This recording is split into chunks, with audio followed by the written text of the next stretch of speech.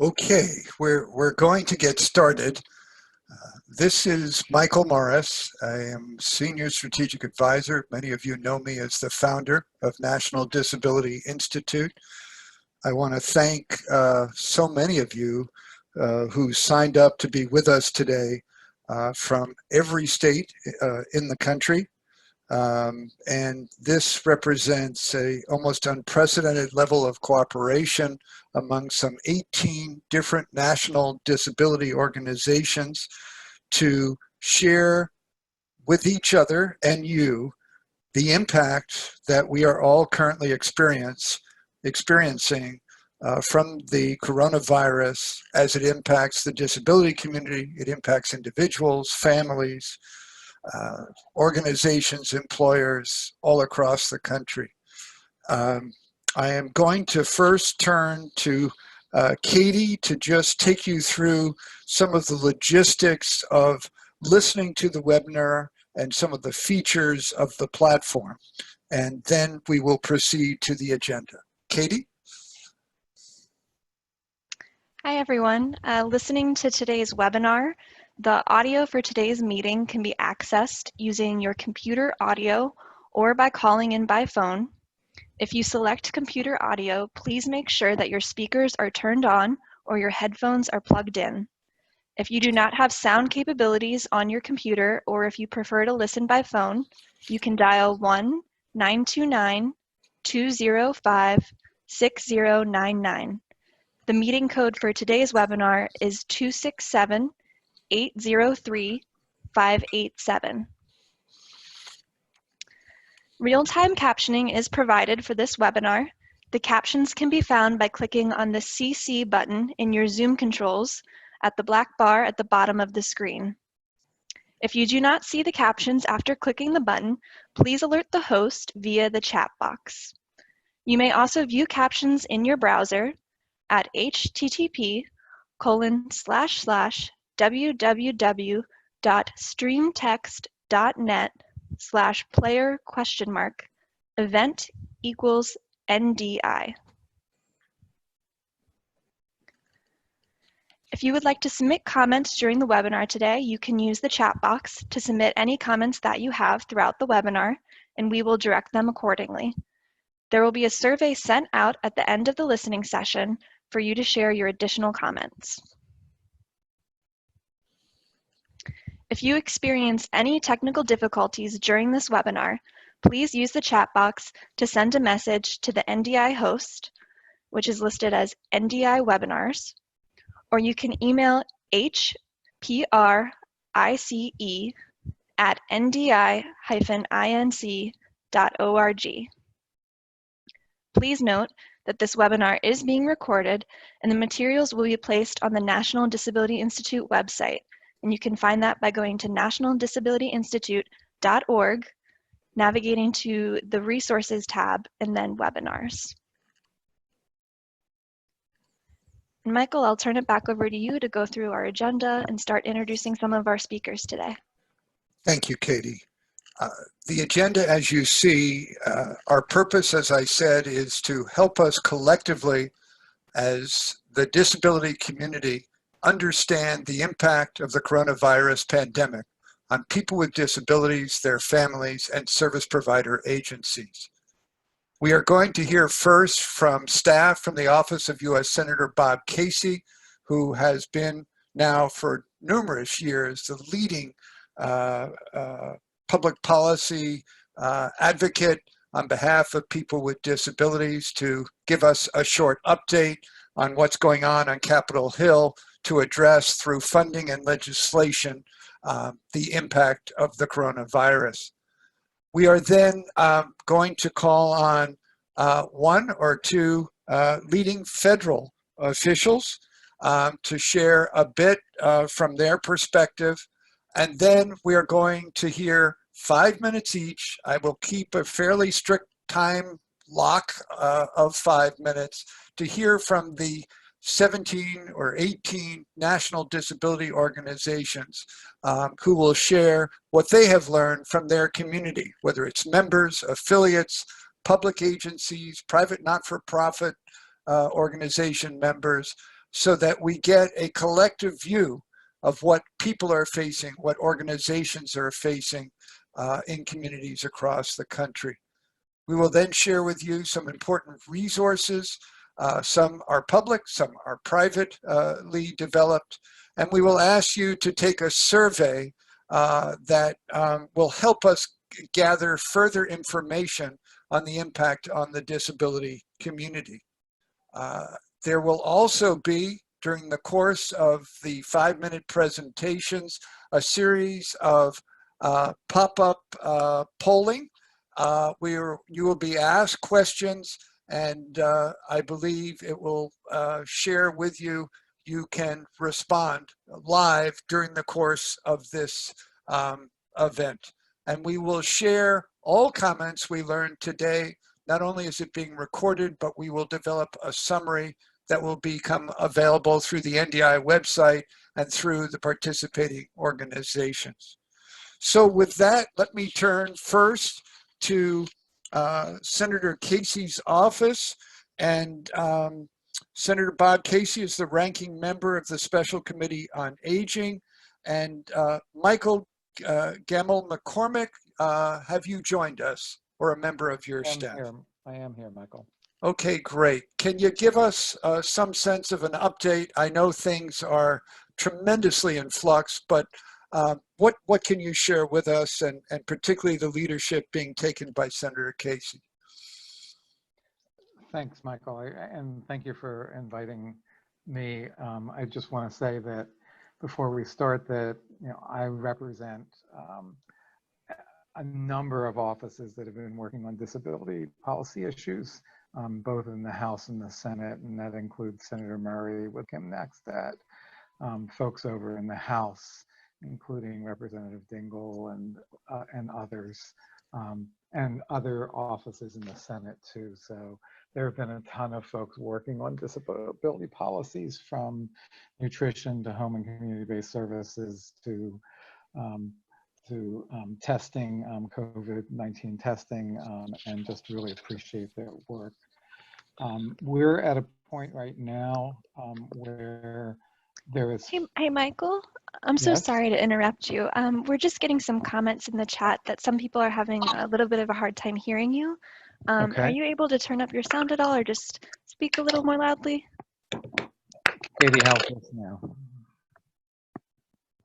Is that any better? Yes.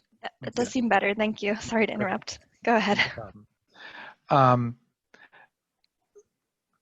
Literally within the last 45 minutes or so, we're beginning to see the final text of the third COVID-19 packet that is coming out. You all know that late last week there were two packages of legislation and appropriations that came out related to COVID-19. This package is much larger. It is somewhere between 1.6 and 1.8 trillion dollars. It's targeted at some healthcare concerns. It's targeted at getting some dollars back into families' pockets. It's targeted at helping some businesses as well. In terms of disability policy, my boss and many other offices have asked for very specific items, and that includes things like making sure that direct service providers have more resources so that they can continue to provide home and community-based services. Those services are critical to not just providing the support and care for the individuals who typically receive them, but also making sure that they're able to stay home and to not be contracting the virus, or if they are positive, not spreading the virus. We are not sure exactly what has gotten into the package at this point, and as Michael Morris said, things are extraordinarily fluid. I can point out a couple of items that have been asked for, and Michael, if we could go to the next slide. So these are some of the bills that have been introduced during the time of putting together a package like the one that the House and the Senate are considering. The bills are important because they provide an anchor point. They have policy points in them that people can understand and then ask for to be included in a relief package. In many cases, these full bills won't end up in a relief package, but there are ways for us as staff and our bosses to communicate what the disability priorities are. You'll see in this list that you've got some priorities that address making sure that children, youth, and adults have access to treatment if they are COVID-19 positive. You can see that there are some pieces in here that will increase access to nutrition, and that means in many cases to home delivered nutrition, much like Meals on Wheels. Meals on Wheels has a limited authorization as to who can receive it. Some of this legislation actually expands that authorization temporarily so that people who are not leaving their homes or can't leave their homes would get that nutritional assistance. You can see S3544, which focuses most of that legislation on increasing and stabilizing home and community-based service delivery, and a slew of other things as well. These bills in and of themselves don't get passed independently. What happens is that pieces of them hopefully are folded into the larger relief package. As I said, we are just literally, as I am speaking, getting some of the final language for the third package. I don't have a quick analysis of it yet. We will probably by the end of the afternoon. And it has not passed yet either. This language is the negotiated language that will be coming out of Leader McConnell and Minority Leader Schumer's office. And it will have to go before the Senate, the full Senate, for a vote, hopefully sometime this evening. Michael, I'm going to stop there, and if you have any questions for me or any comments. Yeah, I think we'll leave it there because we could probably spend an entire hour with people with many questions. But I think we've given people, with your comments, an overview. As you said, more information will come as you digest what Congress is doing daily, and certainly will be shared with the 18 organizations and the many hundreds of people that are participating on this call. Know how busy you are, so thank you for giving us a few minutes of your time. If we go to the next slide, please, we also have with us Mark Schultz, who is the RSA Commissioner over Vocational Rehabilitation Programs nationwide. He also is the Acting Director of the Office of Special Education and Rehabilitative Services. So that's certainly what's happening to children and youth with disabilities. And Mark, I believe you're there and maybe can just give us a little perspective from your leadership position. Yes, thank you, Michael, and good afternoon, everyone.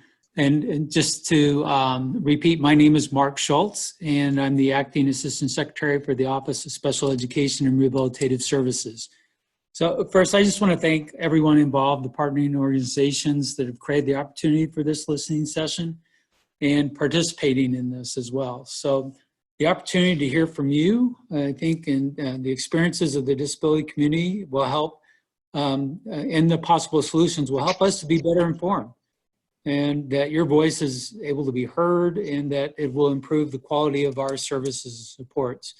So within the Office of Special Education and Rehabilitative Services, we understand the importance and the urgency of the provision of guidance to individuals with disabilities, their families, educators, service providers, and all our partners in early childhood education and employment as we address the issues and questions that have arisen due to the COVID-19 pandemic. Just this Saturday, we released a supplemental fact sheet that clearly sets out the Secretary's expectation that all students, including students with disabilities, continue receiving excellent education during this time. So it's important that as schools close and distance instruction is provided, that students with disabilities be provided FAPE as well. So we also stress that it's important when IEP teams, schools, and parents meet to discuss the opportunities and alternative strategies that might be available, that most importantly, that health and safety considerations are the top priority. So we understand that while things may need to look a little differently, but as much as possible, the expectation is that those services should continue, and that if not, that at the point that school resumes normal operations, that compensatory education services are considered and provided at that time. Excuse me. So additional information, as we put additional guidance out, you can find that at et.gov on the website. And there's a tab that says coronavirus information. If you go to that tab, you'll be able to find any guidance that we put out across all the offices in the department. So in addition, we have established a single point of contact for our technical assistance centers, one for our Part B and one for Part C programs, to assist states in the provision of special education related services, which is including distance instruction. And we're soon going to announce additional technical assistance for our VR programs as they look to provide services via remote or alternative methods. So this session is important to me because it's timely, because we have additional guidance in the works. So I look forward to learning more about what you feel the areas are of priority and how we might be able to address them due to this COVID-19 pandemic. So thank you. And I appreciate being a part of this listening session today. Thank you, Mark, for sharing your time during this busy period. Let me just check as whether Julie Hocker, Commissioner of the Administration on Disabilities at the Administration for Community Living, has joined us.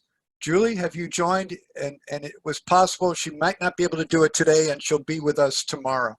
Julie, are you there? Okay, I don't think so. So let's move on to our partnering organizations. We're going to go in alphabetical order, and I'm going to stay to a pretty strict 5-minute timeline. Our first organization is Access for Living. Karen Tamley, President and CEO of, from my view, one of the best independent living centers in the country in Chicago. Many of us worked for so many years with Marco Bristow, who led that center. And now, Karen, you're leading it up, but give us a viewpoint from the independent living movement. What are some of the critical issues? Sure. Thank you so much, Michael. And thank you for the invitation. Yes, I just finished my 3rd week here as the new CEO. So to say it's been busy is pretty much of an understatement. Access Living has been working on the COVID response on many different fronts, locally, on our state level, as well as nationally. I want to just kind of touch on 3 main areas where we've put our focus into. First is the rapid response advocacy. The second is monitoring emerging consumer needs. And the third is seeking additional funding to address those needs. So with regards to rapid response, we're working closely, obviously, with Nickel and other organizations, many who are on this call today, monitoring the federal stimulus package being proposed in Congress. We've been signing on to many other letters as well on a national front as it relates to policy issues that impact the lives of people with disabilities. We've also activated our consumer network to contact our legislators over the past week as this situation evolves, and we're seeing good and consistent response from our community to our calls for action. We've also developed a set of recommendations for both the mayor of the city of Chicago and the governor of Illinois to ensure that people with disabilities are included in crisis planning. This includes things like shelter-in-place orders, which we now have in Illinois. So we're doing things around making recommendations around personal assistance. We were successful in getting clarity and language on our state level that home care workers are exempt from the stay-at-home orders, and some of that information can be found on the Illinois Department of Human Services site if anyone is interested in taking a look. We've also developed a very extensive list of disability-related coronavirus resources. again, targeting the disability community. That's on our website, accessliving.org. So feel free also to take a look and use any of those resources. But more importantly, this is a living document that we're updating every day. So if you see things that could be helpful to add to this, I definitely welcome any suggestions or links, resources that you might have. The second major area is monitoring emerging consumer needs. Our staff continue to really check on the well-being of the consumers that we are serving. We're doing both phone calls and some limited in-home one-on-one visits. That said, we're seeing some emerging issues emerge. First, with regards to PAs, personal assistants, we really need to make sure that we're clarifying this language around the exemption of personal assistance from the stay-at-home orders. I know many people with disabilities are concerned about their PAs not showing up because of their own safety concerns, or people with disabilities being concerned that the PAs have visited multiple households and the virus transmitting that way. You know, obviously, folks who can't get PAs, the threat of going to a nursing home is always on our community's minds. And so again, we're really trying to work at the state level to make sure that this doesn't happen. One of the things that we're looking at setting up very soon is a personal assistant backup program in case individuals' personal assistant in-home assistants do not show up. We're also hearing concerns from people with disabilities about not getting their regular healthcare needs met because hospitals are really focusing on those most urgent needs and those with the coronavirus. And finally, we're hearing expenses going up because people have, you know, extra needs for things being delivered or extra cleaning supplies when many in our community are already on fixed incomes. This leads me to my final point, which is seeking additional funding to address consumer needs. So in Chicago, the Chicago United Way and the Chicago Community Trust, which is a very large foundation, has established a relief fund that's now reached over 10 million to address basic human needs like paying for rent, food, and accessing medication, although they're being very flexible on the criteria. We submitted an application last night and we just got notice today that we're receiving $25,000 to support some of the basic needs of our consumers. So that's one thing. There's going to be other phases of local funding, as well as some new housing relief funds that are also coming out through our city. So I would just, you know, urge folks working at the local level to stay alert to any type of relief funds and making sure that the needs of people with disabilities are part of those relief funds. Karen, thank you. So that's it. Thank you. All right, let me move on because we got a lot of organizations. I'll go next to Maria Town with the American Association of People with Disabilities. Maria, are you there? Maria? Wait. Okay. Hi, yes, I'm here. This is Maria Town from the American Association of People with Disabilities. Thank you so much to Michael and NDI for organizing this webinar. And I want to say thank you to all of the leaders who are on this call, both the federal leaders and government officials, as well as all of our community leaders who are doing such great work around this crisis and making sure that we are mediating its effects.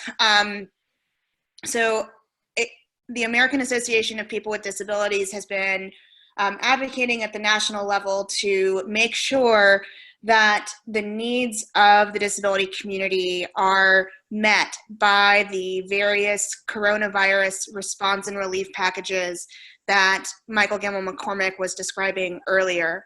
The disability community is incredibly diverse. Disability occurs in every community in the United States, and we will be among the hardest hit by the health, social, and economic impacts of this pandemic. So AAPD has been working in coalition with a number of organizations, both disability organizations and other civil rights organizations, to communicate priorities to the Hill. a few of those priorities I'll mention today. One is to make sure that people with disabilities are treated fairly within the relief aid. So many of them proposed bills that we've seen coming from the Hill for this third package have included various refunds to individuals whose employment or income is hurt by the pandemic. And we want to make sure that individuals with disabilities, particularly those who receive benefits like supplemental security income or Medicaid, are included in those programs, and that those rebates don't count against asset limits, so that in taking assistance related to the pandemic, people don't lose their health care or other critical benefits that might keep them in the community. Another priority for us, as has been mentioned by both Michael and by Karen, is increased funding for home and community-based services. We have seen that individuals with disabilities are actually more vulnerable to coronavirus when they are in institutions like nursing homes, and that they're safest when they are able to stay in their homes and in their communities. So our priorities for home and community-based services include increasing FMAP beyond the 6.2% bump that it received in the second coronavirus relief package. We have also supported many of the proposals of Senator Casey, including support to direct support professionals to make sure that they can continue to get overtime and hazard pay as they're doing critically important work to keep people with disabilities out of institutions. The last priority that I'll mention, and I could mention many more, is making sure that people with disabilities are not discriminated against in the delivery of healthcare and life-saving care in connection to COVID-19. We are beginning to see states create protocols for rationing of medical care that prioritize perceived healthiness and perceived long-term survivability. We know that there are negative stigmas attached to disability, that people inherently think just because you're disabled, you're not healthy. And we want to make sure that as personal protective equipment and ventilators become scarce, that older adults and people with disabilities can still get access to that equipment. And we have asked that the Department of Health and Human Services issue guidance to states reminding them of their civil rights obligations under the Americans with Disabilities Act, the Rehabilitation Act, and Section 1556, saying that they cannot discriminate against people with disabilities, both those who are disabled and those who are perceived as having a disability. I want to close just by saying AAPD has organized a coalition letter that we originally crafted to go to the Hill over the weekend. And initially, we received 92 signatures from disability civil rights organizations. We've reopened this letter in the past 12 hours because there is a new opportunity to communicate to congressional leaders the importance of our concerns. And in the past 12 hours, we've received 285 signatures. So I hope that everyone on the phone, both the community and federal leaders, are listening, because our community is so dynamic, diverse, and powerful, and we have really joined together in this moment to make sure that our rights and our integration in our homes are maintained. So again, thank you very much, Michael, for this opportunity, and with that, I will close. Thank you, Maria. I'm going to try to enforce time limits, try to keep it concise. Let's go to Anchor, and Sean Luchtefeld, is that how it's pronounced? With American Network of Community Options and Resources, Anchor. Sean? Yes, thank you so much for having me and for everybody for being here today. I am Sean Lichtefeld, and I am the Communications Director for Anchor. If you don't know us, we are a national nonprofit trade association representing more than 1,600 private providers of long-term supports and services for people with intellectual and developmental disabilities. And I want to take my 5 minutes today to share the top 3 things that we are hearing from our provider members in terms of what they need to support the health and well-being of the people they support, and to share what Anchor is doing in response. Those top 3 needs that we're hearing are resources and supplies. Of course, that includes money, flexibility, and labor and staffing. So let's start with the resources and supplies. Obviously, as you might expect, our members are desperately in need of money and financial support. This was true well before the COVID-19 crisis, but the need is certainly amplified by that crisis for a whole host of reasons that I don't have time to go into today. But we're also hearing, like so many direct care settings, that there is a huge shortage of PPEs or personal protective equipment. And in some ways, that's a function of an overall shortage, which means that no amount of money will help solve that problem. But where limited supplies are available, IDD providers don't necessarily have the money to pay the premiums that procuring these supplies requires. Also along the lines of supplies, we know that access to groceries and medication and other essential staples is a significant challenge because many people rely on their direct support professional to shop with them or to shop for them, and they don't live in the kind of a setting where a truckload of food and supplies gets delivered every Monday and Thursday. So in response to all of this, Anchor is doing a slew of things. As we always do, we are lobbying Congress for people with disabilities to be prioritized and for emergency home and community-based services funding to be allocated in the relief packages that are being debated by the House and Senate. To date, we have mobilized 26,000 advocates and sent nearly 60,000 messages to members of Congress since last Monday. And if you want to get in on that action, you can do so by visiting anchor.org/amplifier. We are also encouraging states to issue guidance as well as specific suggestions for funding and flexibilities and modifications through the emergency waiver application process. We're tracking several of these on our COVID-19 state tracker, and an initial review of these suggests that a few states like Pennsylvania and Colorado stand out as having very robust emergency waivers. Of course, we're also having to think outside of the box on this. So one example of how we're doing this, late last week, we sent a letter to Amazon CEO Jeff Bezos asking that people with disabilities be prioritized as the company discerns between what they consider essential and non-essential deliveries. Next, I want to talk about flexibility. One more minute, Sean, 1 more minute. Okay. In terms of flexibility, we're hearing that what the providers need is, flexibility from state and federal governments. So to that end, we are lobbying CMS to seek additional guidance and flexibility. We are lobbying to request that the Department of Labor issue an emergency regulation to include disability provider staff and direct support professionals as essential. And then finally, in terms of labor and staffing, we are looking at a very significant crisis that existed long before COVID-19 in terms of the shortage of direct support professionals. So in response, we've launched 2 distinct campaigns that offer a whole wealth of tools. I will share the links to these in the chat box when I'm done. But the first is a DSPs Are Essential campaign, which really looks at making sure that existing direct support professionals have access to what they need to be able to continue doing their jobs. And the second is a campaign to support providers to recruit new DSPs, especially those who have been laid off because their businesses have closed or whatever the case may be.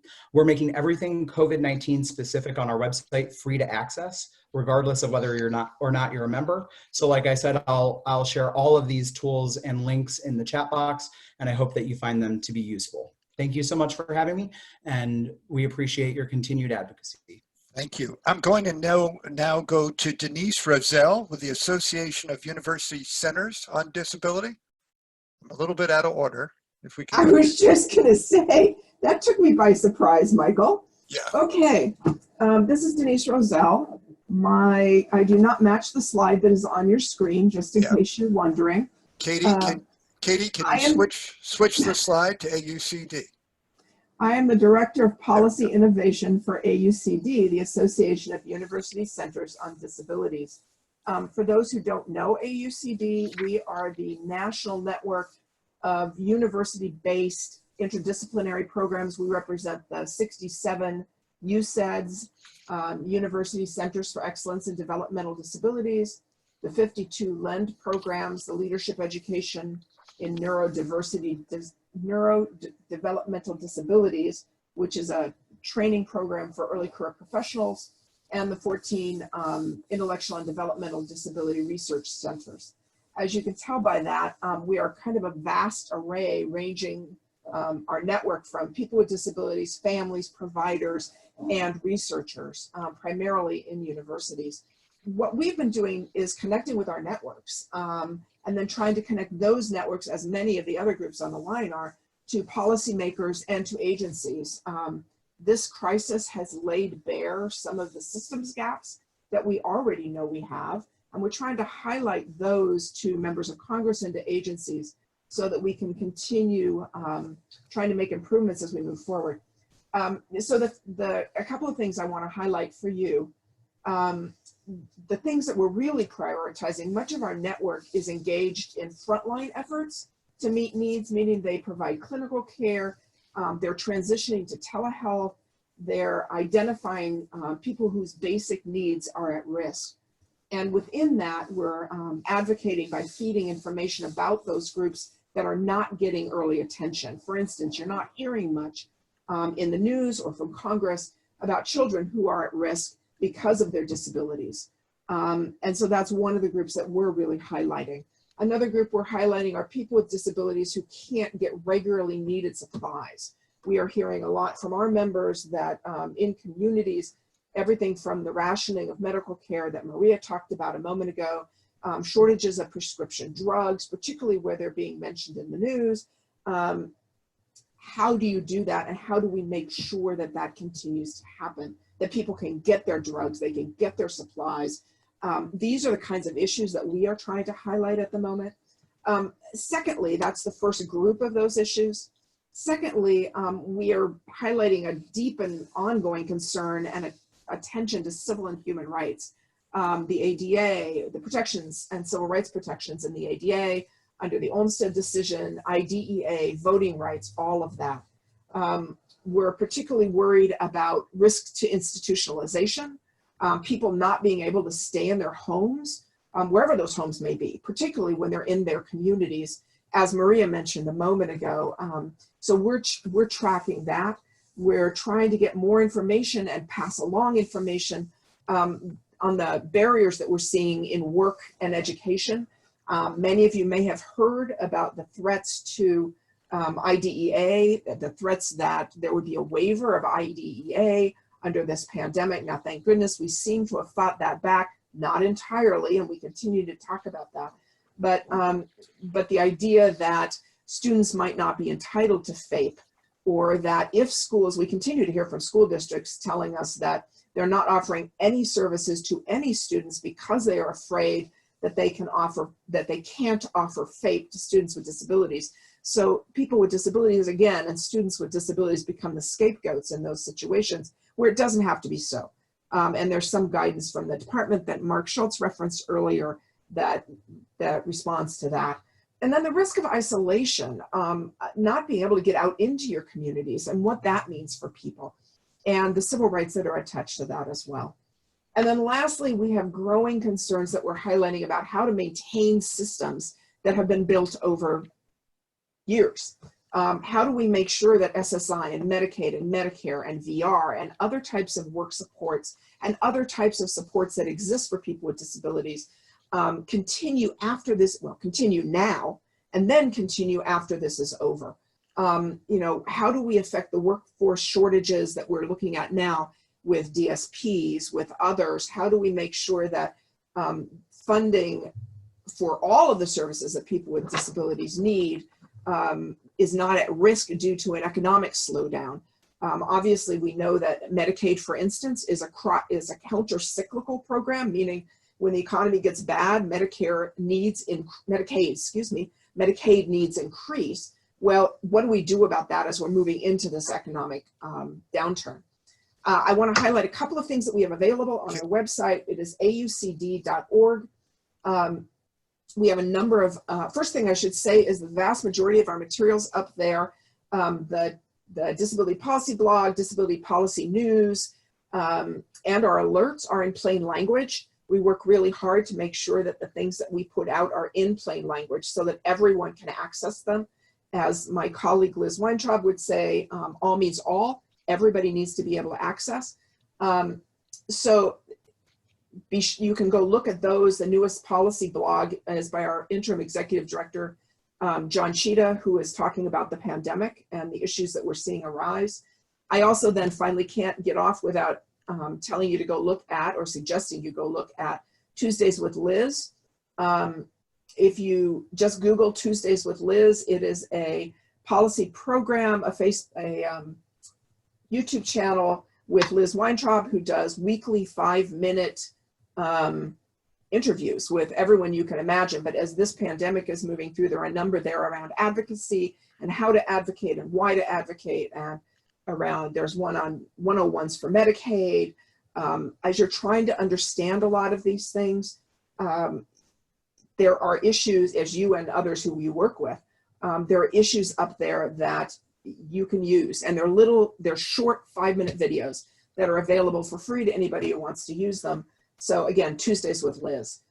Michael, I'm going to toss it back to you and hope I'm at least close to my 5 minutes. Okay, And thank you. I'll keep it moving. Okay. Thank you so much. Let me go back now to APSE, Julie Christensen, Director of Policy and Advocacy, the Employment First, Employment for All Association of People Supporting Employment First. Julie.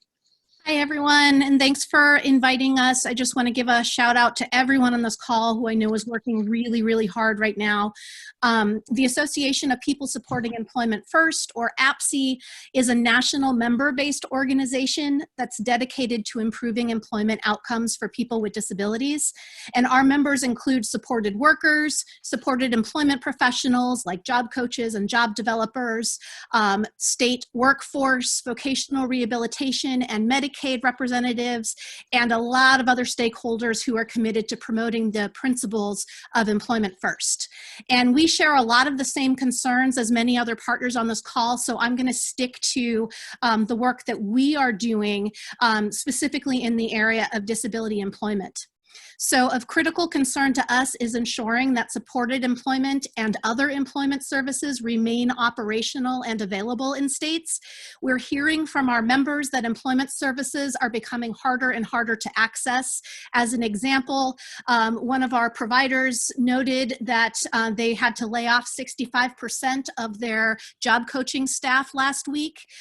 So this is something that we're very concerned about. We're also aware that a large number of supported workers are facing furloughs and have heard numbers as high as 60% of individuals served in supported employment have been laid off in the last couple of weeks. So as an organization, we're placing special emphasis on ensuring that people with disabilities who can work have the supports they need to remain successful on the job while remaining safe and healthy at the same time. We're also monitoring emerging needs in the workforce with an eye on continuing to promote inclusive hiring practices where that's possible, including in essential businesses like grocery stores, retail distribution centers, hospitals, health centers, and others that are hiring people right now. And this means that we have to also think about our direct support professionals, our job coaches and job developers. We need to provide training to help our workforce know about different tools and technologies and strategies for providing those supports in a remote type of a fashion, things like doing job coaching by telephone and webinar. So we're working on some of these things. All of this, of course, this will be a theme from everyone you hear. It means advocating to federal and state governments to ensure flexibility in billing options for providers so that we keep dollars flowing and we keep service providers in business. So we're working with our partners and in coalition with the broader disability community around some of the some asks of Congress, including the need to increase Medicaid funding and home and community-based supports grants to states to make sure that people with disabilities can remain in their communities.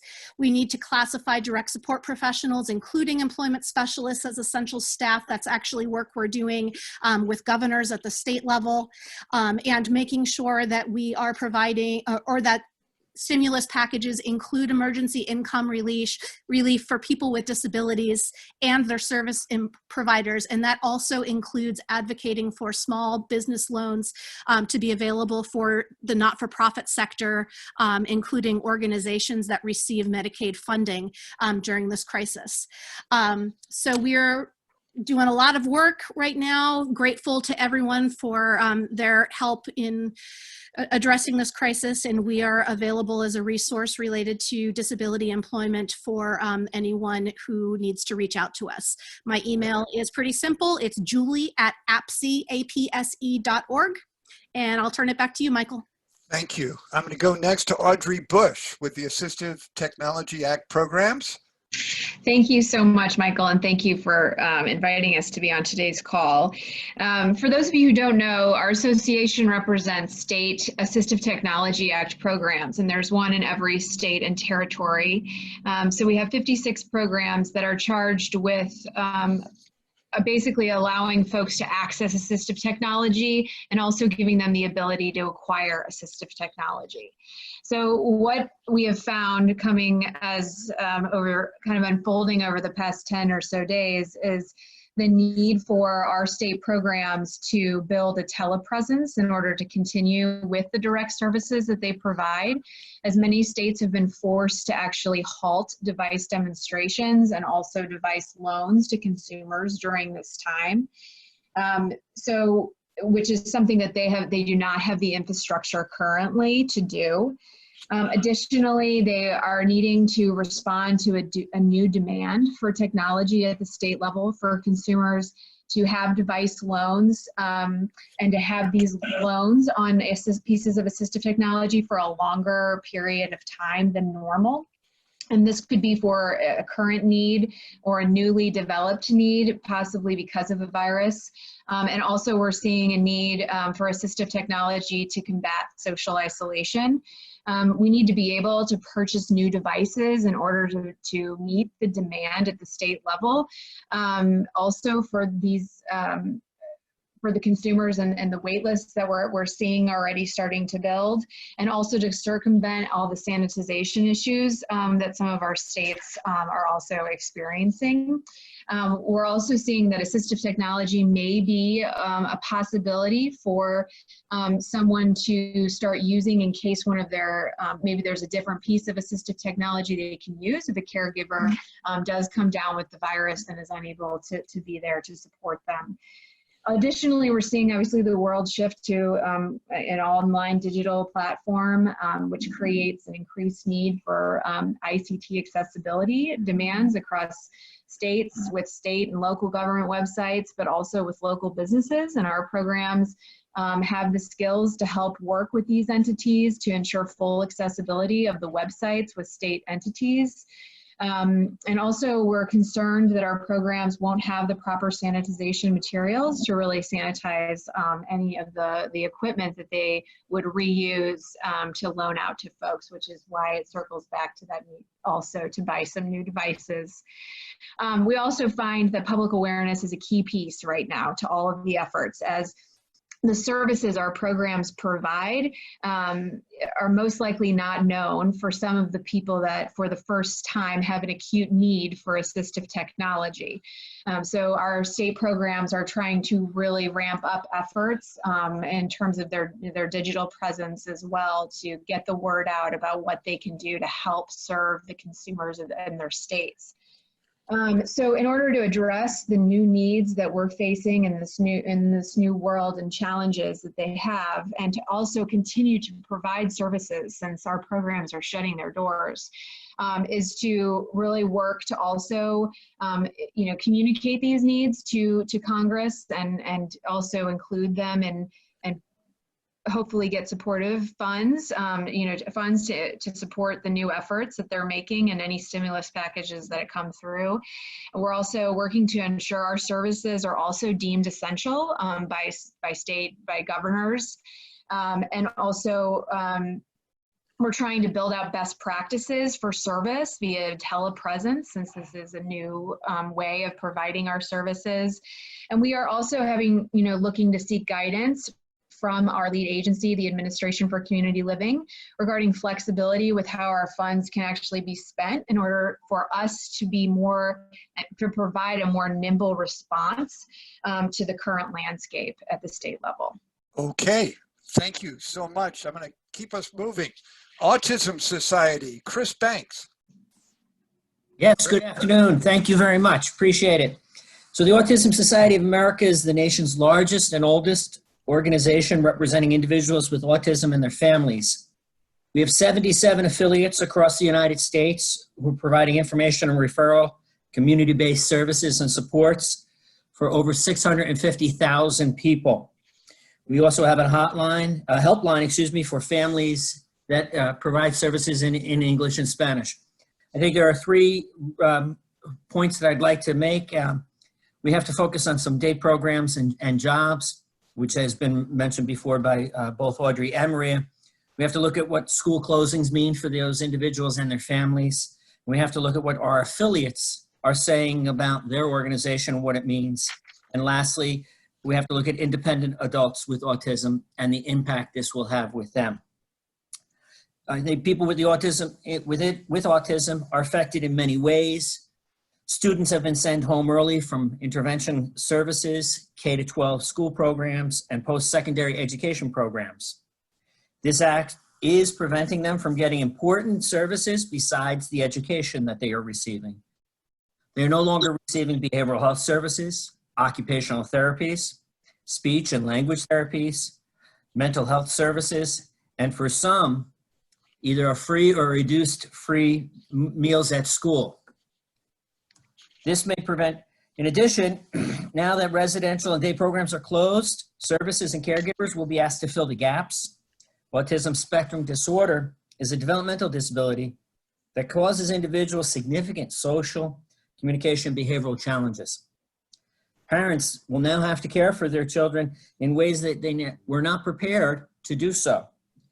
This will prevent parents from going to work if they're even able to get to work, receiving the wages, and even getting out of the house for a little bit of respite care. These are essential and will cause great economic impact to our families. One quick example, we have an individual associated with us who has 2 children who have developmental disabilities. Those young men now are back home on a full-time basis, and this individual and his wife don't have the ability or the means or the skill sets to provide all that their children, those 2 young men need. And this virus is creating that kind of a challenge. Many individuals with autism will likely be laid off, especially those independent adults, or permanently lose their jobs because of business closing and the economic crises. They're going to need assistance now for food and housing and healthcare and employment services, and then down the road in how to secure another job. Individuals in the autism community have a challenge with job interviews and a challenge at times with securing employment. This virus is creating an additional burden to them. People with autism also have recurring physical, behavioral, and mental health issues, especially anxiety, that require trained health professionals. Unfortunately, we are finding that many of the ABA services are being eliminated, that they're not covered through telehealth, or that insurance companies are refusing to pay for services provided at home and not through a licensed registered caregiver at this time. We also have to be mindful that if those caregivers acquire COVID-19, who's going to take care of the children that are home? Who's going to provide programs and services that these individuals need if their caregivers are sick?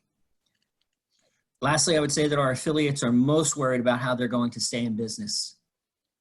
We are the largest organization. We have the greatest impact of any of the autism organizations because of the sheer volume of people we assist. April is Autism Awareness Month. For many of our affiliates, this is their main fundraising opportunity and supports their programs for the entire year. Many of our affiliates, whom I just got off a conference call with before this, were talking about their fears and concerns about meeting the needs of the community, keeping their staff employed, and keeping their operations going, especially when their community needs them most. They need help with business loans, unemployment insurance, Paid Leave Act, and insurance reform.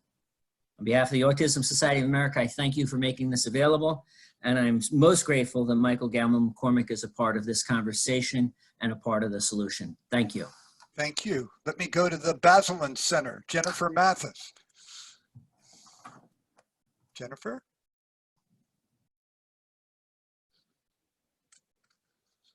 Okay, we'll keep moving. Let's go to Allison Barkoff then and CPSD. Allison. Hi, can you hear me? We can, Allison. Okay, great. Thank you. Hi, my name is Allison Barkoff, and I am the policy advisor to the Collaboration to Promote Self-Determination. I'm also the director of advocacy at the Center for Public Representation. CPSD is a coalition of national organizations that are working together, focusing on opportunities for community inclusion, economic independence, and self-determination for people with disabilities, and our advocacy focuses on people with the most significant support needs. I just want to touch on a couple issues that we have been focusing on, and many of CPSD's members, including NDI, are on the phone call today. And we have been working together in coalition with many of the groups on this call, as well as other civil rights and organizations that focus on low-income issues. The first priority I want to talk about is around home and community-based services.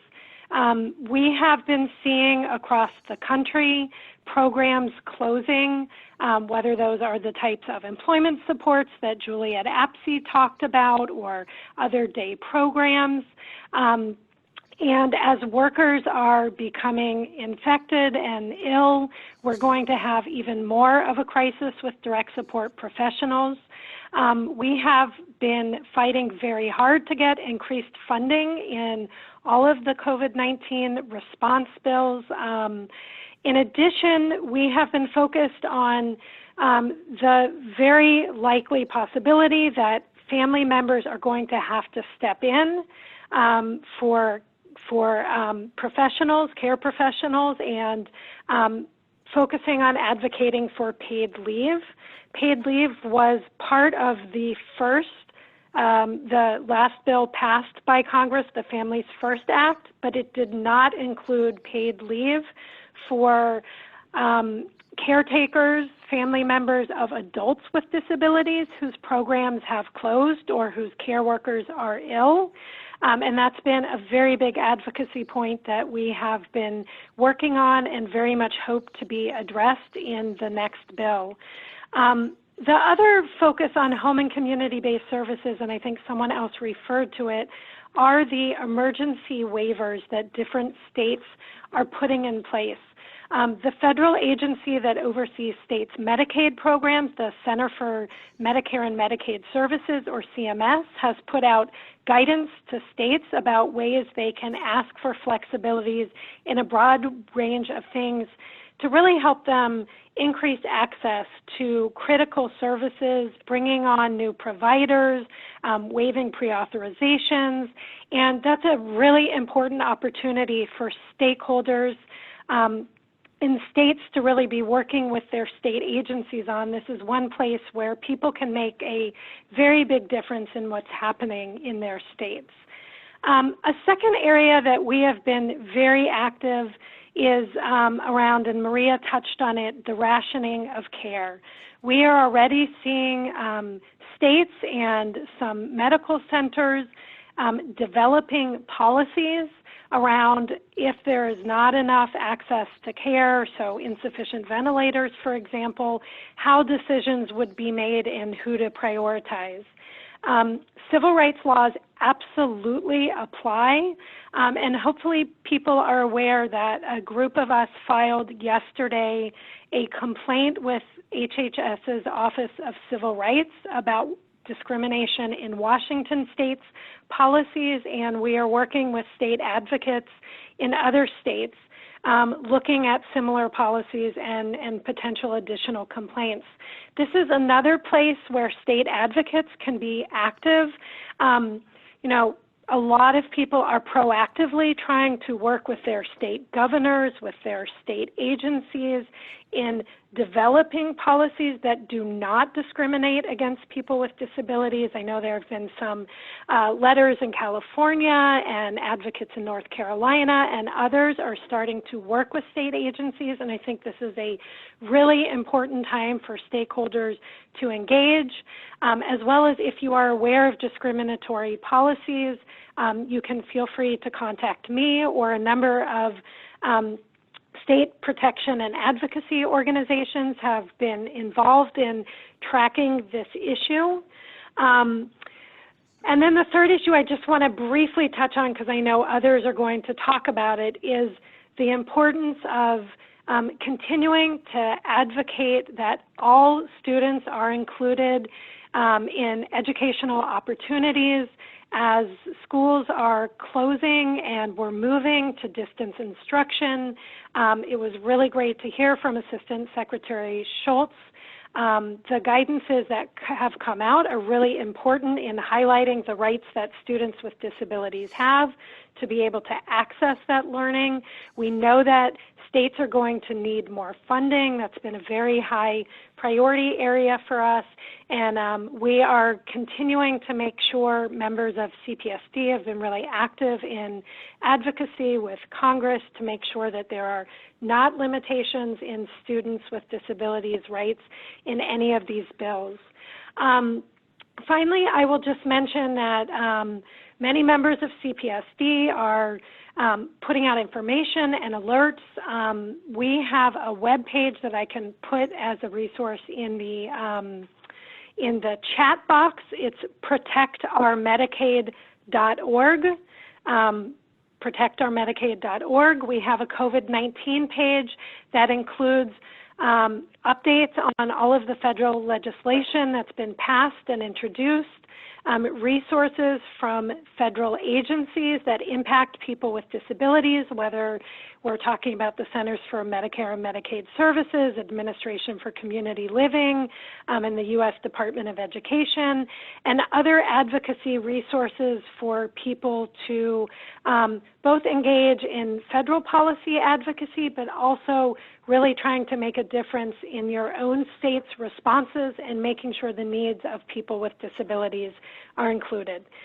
So with that, I'll turn it back to you, Michael. Thank you so much for all that information. Let's go to Steve Wooderson, CEO, Council of State Administrators of Vocational Rehabilitation, CSAVR. Steve, are you there? Good afternoon. Thank you, Michael. Yes, Steve Wooderson with the Council of State Administrators of Vocational Rehabilitation.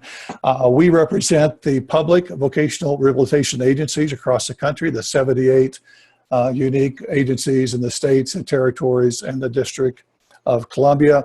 Our job is to listen to our state agencies, to gather information and advocate, support, look for remedies for their needs. As we've been going through this particular time, we've been listening to two areas specifically that we're looking to provide supports and remedies for our state agencies. The first is in the whole general area of access to and delivery of services.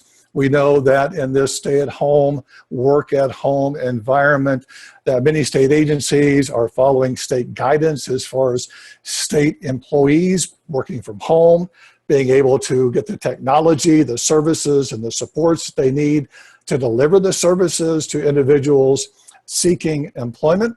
And the same goes for those who are trying to access information, as many of our constituents are at home, looking for ways to get to our services, knowing that they may not be able to go to an office in their community. So as we are listening to our state agencies, we've been gathering information as to what those issues are, and many of those our policy and practice at the state level, where they're going to need to work that through their higher headquarters, if you will, their administrative offices, their umbrella organization, and possibly their governor's offices, to include IT systems that may not be compatible with working from home, systems that may have unique challenges as far as exchanging confidential information back and forth as well. So we've been doing a lot of gathering of that information, seeking ideas of what states are doing, sharing those with our states, and those areas that are of importance that may need to be remedied at the federal level, gathering that information so that we can share that with our federal partners. So that is in relationship to the challenge of service delivery, access to services and delivery of services. The second area is really on the bigger end of looking for remedies and flexibilities as it impacts the administration of the VR program. The immediate, the short-term, and the long-term impact of fewer people coming to the agencies at this point, because employers may not be standing up their internships or externships. They may not be seeking new employees to come on the job. It may be difficult for individuals to get to our agencies. And so we know that from an administrative standpoint, there are going to be challenges when it comes to what's going to happen with some of those federal mandates that impact us when we're not able to spend all the funds. Are there other priorities that are currently out there that may be distracting us from able to deliver services? And for us to be able to go to our federal partners and say, hey, we would like for you to consider flexibilities and remedies so that we can focus on our work. How are we able to maintain a viable network of service providers out there when we have fewer clients, customers that are looking and seeking employment at this point?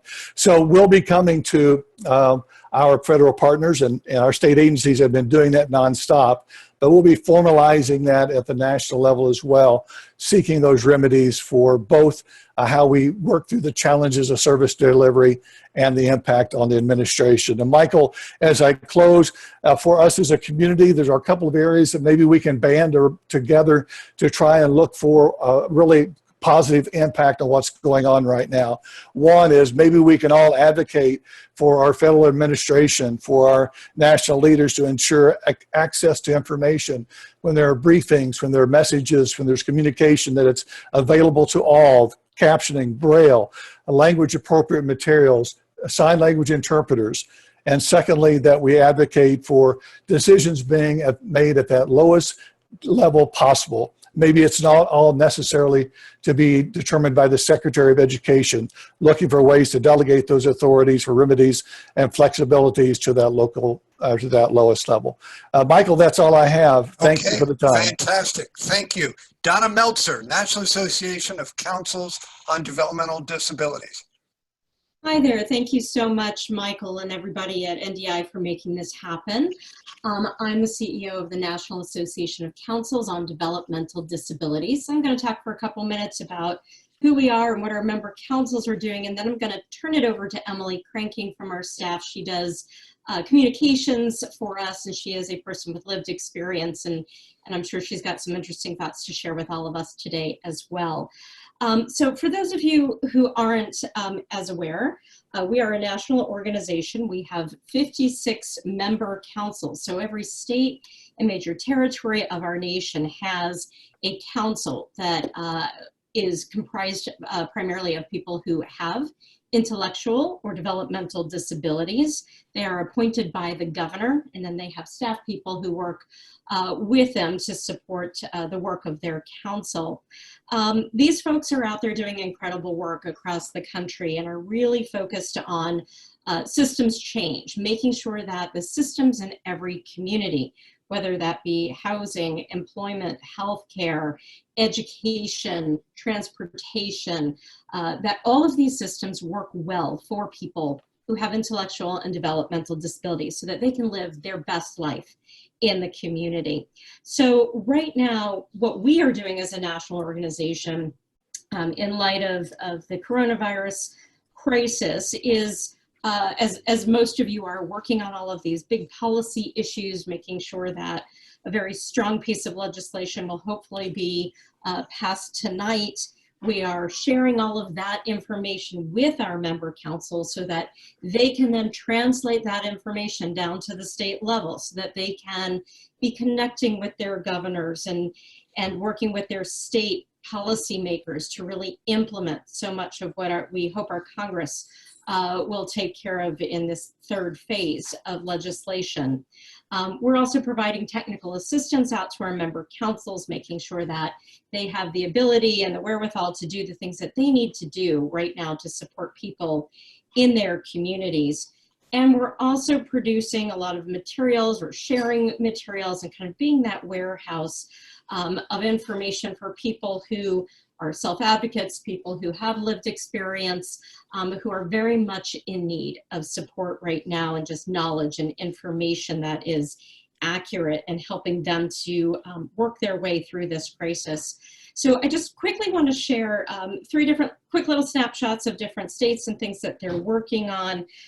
So for example, in Maryland, they're very focused right now around a lot of policy issues, looking at creative waivers. Allison talked about that, others talked about all this need for waivers.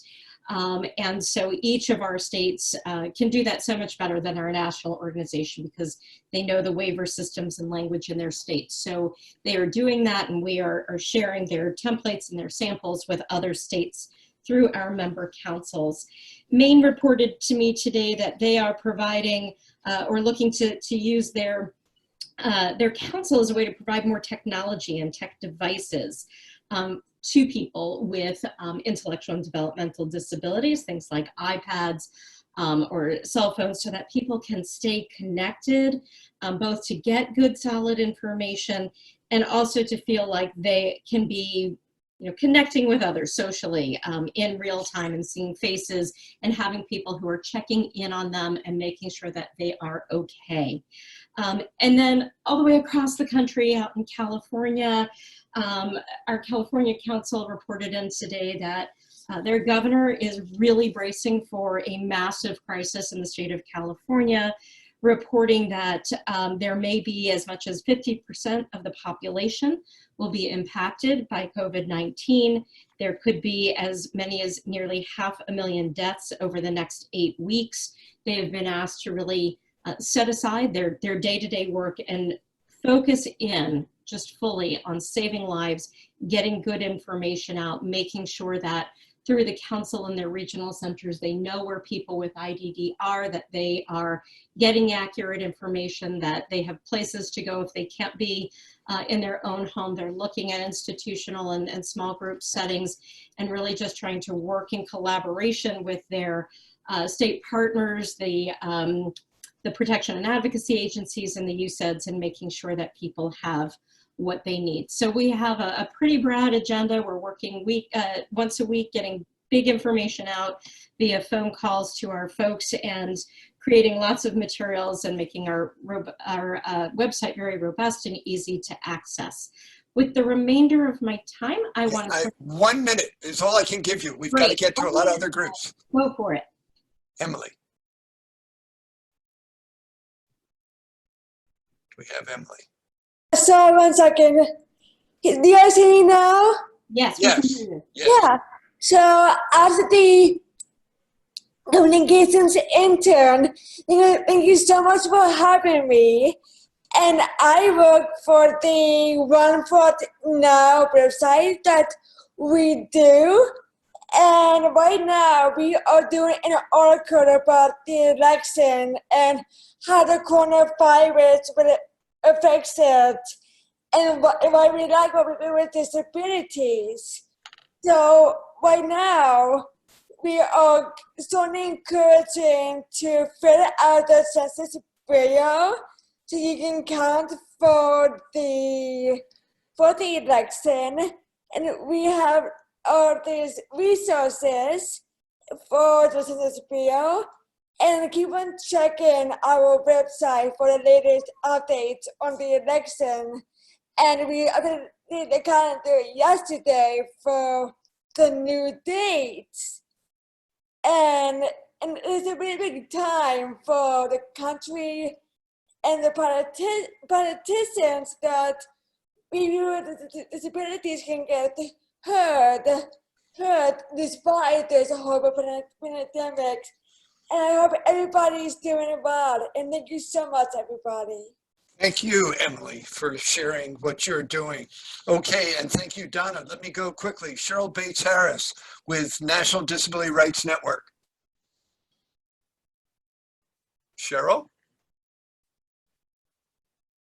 Are the membership organization for protection and advocacy agencies in the country. And as such, we have 57 states and territories, including a protection and advocacy agency for the Native American Consortium down in the Southwest. I think what everybody has said that they're working on is stuff that we are also working on. Everything from testing, quarantine, and treatment of individuals in detention facilities or nursing homes to ensuring the continuation of special ed services to medical rationing, et cetera, et cetera. So rather than repeat a lot of what other people have said, I thought I would focus a little bit on the economic security piece because so many of our beneficiaries are on Social Security benefits or in employment, and with jobs, with businesses closing and jobs laying off, economic security is essential at this time. So I have been in touch personally with the Social Security Administration, who has assured me that benefits will continue and that their mission is rooted in ensuring financial security during these difficult times. And they are taking action in terms of reviewing policies and making sure that right now they are not taking any adverse action around Social Security benefits. So, for instance, they are suspending work on overpayments. They are suspending the timely progress reviews. They're going to continue to accept good cause late filings for different issues, and they're trying to eliminate wet signatures and often can keep going. We've been, very concerned with what is happening in terms of the ongoing employment supports for people with disabilities. And I did have a couple of poll questions. I don't know whether those poll questions can be brought up. One of them was, we're very interested in finding out if there are specific problems regarding layoffs and the inability to apply for unemployment insurance, and also whether or not the COVID situation has negatively impacted employment support, such as those funded through the state via our agency. So we're kind of looking at that along with just about every other issue that all these other organizations have brought out. We have a COVID page also on our website, and we're just, continuing to work as fast as we can. We have policy staff working just on policy issues, and then we have program staff that are working on all of these other issues that everybody else has already mentioned. So with that, Michael, I will turn it back.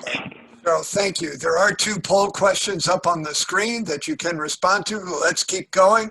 National Down Syndrome Congress. David or Heather, are you there? Yes, Michael, it's David, and thank you for putting this together today, to you and your whole team, and to all of our colleagues, thank you for the work that you're doing.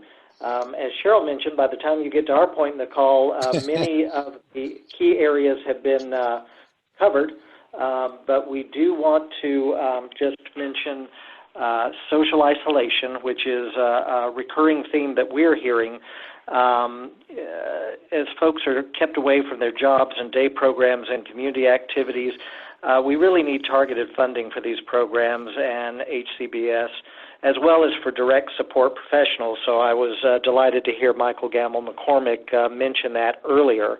On our behalf, we're working on having online meetings and gatherings for our Self-Advocate Council and looking to expand that to our greater community. In terms of health care access and non-discrimination, as was mentioned earlier, this particularly hits our population.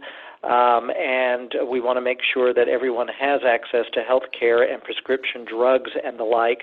And as was mentioned earlier, we're very concerned about medical providers when they are forced to make rationing decisions for ventilators and other equipment that they might start devaluing the lives of people with disabilities. So we want to make sure that does not happen. In the healthcare area, on our part, we are providing information on COVID-19. We have a special place on our website. We are also working with our national partners in the Down syndrome community to develop specific medical information related to individuals with Down syndrome. And we're also sharing a podcast by our board chair, Dr. Kishore Velody, who's the director of the Down Syndrome Clinic at Pittsburgh Children's Hospital. Finally, in the area of education, we recognize the need for flexibility and innovation, but we want to make sure that students' rights under IDEA, ESSA, and HEA are being upheld. Appreciate the comments by Assistant Secretary Schultz earlier on that topic. There's also just the practical application of folks having to learn how to provide educational support from home, distance learning. And so we are providing a series of webinars right now, a three-part webinar series. The second one was today on preparing your home and your learner for remote learning. And those can be accessed for free at our website, which is ndsccenter.org. Thanks, Michael. Okay, thank you. Quickly to Carol Glazier, National Organization on Disability. Carol, are you there? Hi, Michael. This is Charles from NRD. Great. Charles. Can you hear me? Yes, perfect. Yes. Good. So hi, everyone, and thank you, Michael, for making this happen. This has been extremely energizing to hear. As you all probably know, the National Organization on Disability focuses on promoting the full participation of people with disabilities to society. And for the past 10 years, we have been focusing on employment issues. And right now our approach, and I'll be brief, has been threefold. First, really listening to the members of our CLC especially, but to corporate America at large, to understand the new issues that they're facing when it comes to their D&I strategies and especially people with disabilities. Then we have been trying to articulate those together with a communications agenda. So we have an online platform with a portal with resources on COVID-19 for employers. We also have a newsletter where we try to, share the point of view of people with disabilities. I actually wrote a piece myself yesterday, sharing my experience as a blind person throughout this whole process and working from home. And Ashley, I heard what you said about digital accessibility, and I'd love to connect with you after this call because this has been one of the recurring theme throughout those conversations. And so, Michael, I promised I would be brief. And so I know time is limited, so I'll kick it back to you. Thank you so much. United Spinal Association is Jen Wolf on. This is Jennifer Wolf. I am from Iowa, and I'll be representing United Spinal today. Thank you, everybody, for being on this group on this call. It is heartening because I think so many of us feel like we're not being heard loud enough. United Spinal has been trying to collect stories from its members across the United States. And there have been issues prior to this because of Medicaid and the caregiver shortage that is just being exacerbated because of the COVID-19 situation. So most immediately is the access to durable medical equipment, medication, and personal protective equipment, both for people with disabilities and the caregivers that are providing care in the home. What we've been seeing too is that there are many people that are having to go back into institutions because of lack of caregivers, which is putting them again at higher risk anyway. And then the third issue is, of course, the increased funding for Medicaid and HCBS. I'm also going to keep this short. To help with time, I encourage people to really look at the storytelling power of their members and contacting our senators as much as possible. That's what United Spinal is really trying to do, is really letting the chapters and the membership tell the story for them, in hopes of creating the change that already needed to happen. Thank you. Fantastic. Thank you, Jennifer. Marcy Roth, World Institute on Disability. Are you there? I am. Thank you very much to Michael, NDI, Michael Gamble McCormick, and all of our wonderful allies. I'm Marcy Roth, CEO of the World Institute on Disability. WID was established in 1983 as one of the first global disability rights organizations, founded and continually led by people with disabilities. Today I'm going to address three things. Number one, the role and obligations of government and recipients and subrecipients of federal financial assistance in disasters and public health emergencies. Two, maintaining focus on readiness for concurrent disasters. And three, global initiatives. The greatest priority everyone needs to focus on is health maintenance, especially for people with disabilities, older people, and others with access and functional needs. Keeping people healthy and out of the acute medical system benefits the whole community. The ADA, Rehab Act, and other disability civil rights laws are never waiverable. There are no loopholes or exceptions in emergencies and disasters without exception. There are no waivers. Any recipient or subrecipient of federal funds is required to make their programs accessible to individuals with disabilities. Its protections apply to all programs and businesses that receive any federal funds. This includes the obligation to serve individuals with disabilities in the most integrated setting appropriate to their needs, with continuity of the services and supports they need to maintain their health, safety, dignity, and independence. If that was in the community the day before the public health emergency was declared, only new acute medical conditions needing hospital or nursing home level care would qualify for removal from the community. After the HHS secretary declared a national public health emergency, CMS followed by issuing 1135 waivers. These allowed a number of flexibilities. Many of these are helpful. However, the 1135 waivers have been repeatedly offered to states since at least Hurricane Harvey to move people with disabilities into long-term care facilities. Despite the CMS language in the 1135 waivers, these waivers do not supersede the prohibition on waivers that violates the civil rights of people with disabilities as described by the Department of Justice as far back as 2007. I want to take a moment and talk about the Ready for Disasters Act and concurrent disasters.